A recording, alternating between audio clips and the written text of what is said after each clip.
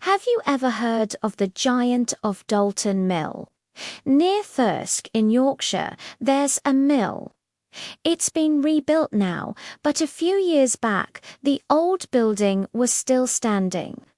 Right in front of it, there was this long, grassy mound that everyone called the Giant's Grave. And inside the mill, they kept a curious object, a long, straight iron blade, kind of like a scythe, but without the curve. They called it the Giant's Knife. Why? Well, that's where our story begins. Legend says a giant once lived in this very mill. He wasn't just any giant. He had a single, massive eye right in the middle of his forehead, and his bread. He made it by grinding human bones. One fateful day, out on the nearby Pillmore, he captured a young lad named Jack. But instead of turning Jack into bread, the giant put him to work. He made Jack his servant, forcing him to grind day in and day out, never letting him leave. For 7 long years, Jack toiled away at the mill. 7 years without a single day off, not one holiday. He was tired, he was lonely, and he was desperate. Finally, he couldn't take it anymore. The famous Totcliffe Fair was just around the corner, and Jack plucked up the courage to ask for a day off. "Please, master," he begged, "can I just go to the fair?" "No, no," boomed the giant. "You'll stay right here and mind your grinding." Jack's heart sank, but then a spark of defiance lit up inside him. "I've been grinding for you for 7 years," he retorted, "and I've never had a single holiday. I'm going to have one now, no matter what you say."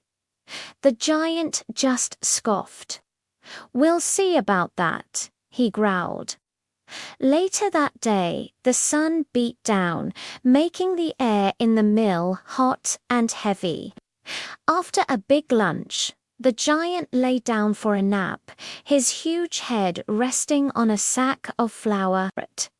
He had been eating his bone bread, and the huge loaf lay beside him. In his hand, he loosely held that long iron knife.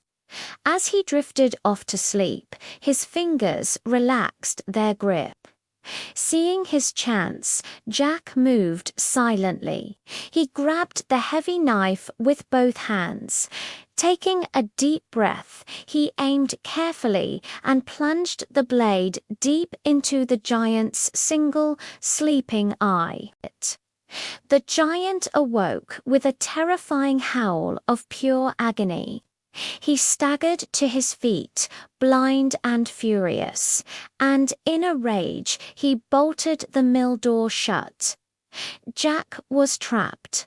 He frantically looked for a way out, but the giant was blocking the only exit.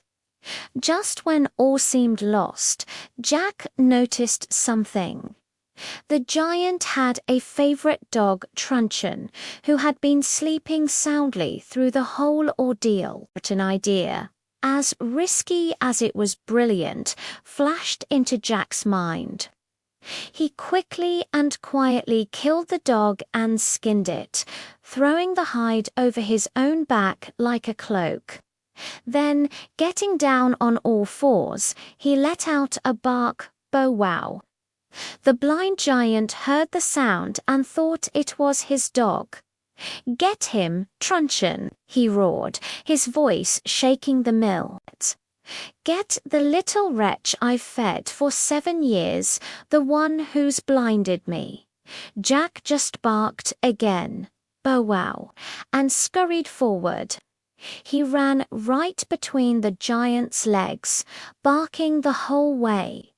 The giant, confused, thought his loyal dog was chasing the boy. Jack scrambled to the door, fumbled with the latch, and threw it open. He was free. He ran as fast as his legs could carry him, and Jack was never, ever seen at Dalton Mill again. And that's the story of the one-eyed giant, the brave lad Jack, and the giant's knife. It's amazing what old stories are hidden away in quiet corners of the world, isn't it? Thanks for listening to this piece of Yorkshire folklore with me. If you enjoyed it, please hit that like button and subscribe for more tales from the past. See you next time.